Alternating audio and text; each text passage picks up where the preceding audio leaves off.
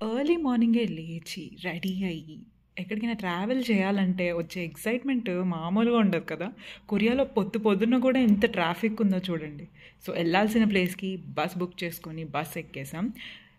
Early morning ఎక్కితే ఇప్పుడు complete morning అయింది. ఇక్కడ గ్లాస్ మీద హాయ్ అని కొరియన్‌లో రాస్తున్నాను. అలా రాస్తుంటే వచ్చే సాటిస్ఫాక్షన్ నాకు చాలా బాగుంటుంది. అండ్ నెక్స్ట్ ఇప్పుడు ఎయిర్పోర్ట్కి రీచ్ అయిపోయాం. జస్ట్ ఒక రౌండ్ వేసామన్నమాట.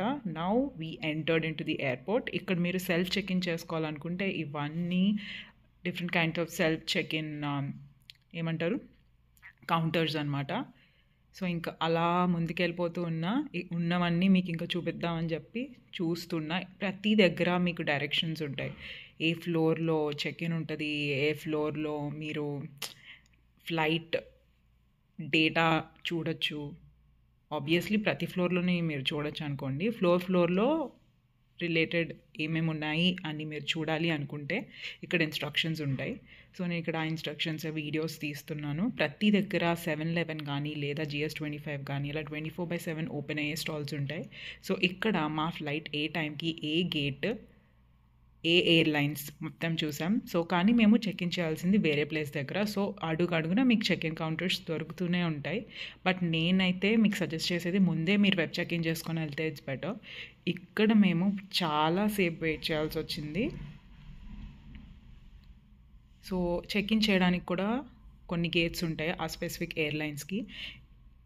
ఈ ఎయిర్లైన్స్కి అయితే అసలు చాలా గుంపు ఉంది. ఆల్మోస్ట్ ఒక 40 minutes వెయిట్ చేస్తూ ఉన్నాము ఇక్కడ. And finally boarding time. మీరు ఒకవేళ బ్యాక్కి వెళ్ళి చూస్తే నేను ఎక్కడికి వెళ్తున్నానో మీకు అర్థమే ఉంటుంది. ఇంకా తెలియకపోతే ఎండ్లో నేను మీకు చెప్తాను. సో నెక్స్ట్ మన ఫ్లైట్ వచ్చేసింది అండ్ మనం వెళ్ళిపోతున్నాం. ఎంటర్ అయిన దగ్గర కూడా ఒక వీడియో తీశాను. అండ్ నెక్స్ట్ మా సీట్స్ కోసం మేము వెతుక్కుంటూ వెళ్ళిపోతున్నాం. అండ్ విండో సీట్ ఎక్కడికి వెళ్ళినా, బస్సులో వెళ్ళినా, ఆటోలో వెళ్ళినా, చివరికి ఏరోప్లేన్లో వెళ్ళినా కూడా విండో సీట్స్ మనకు కావాలి. సీట్ బెల్ట్ పెట్టేసుకోవడం అనేది చాలా important. Close the door, open the door. కొంచెం డిఫరెంట్గా ఉంటుందని చెప్పాను, ఇగ్నోర్ చేయండి.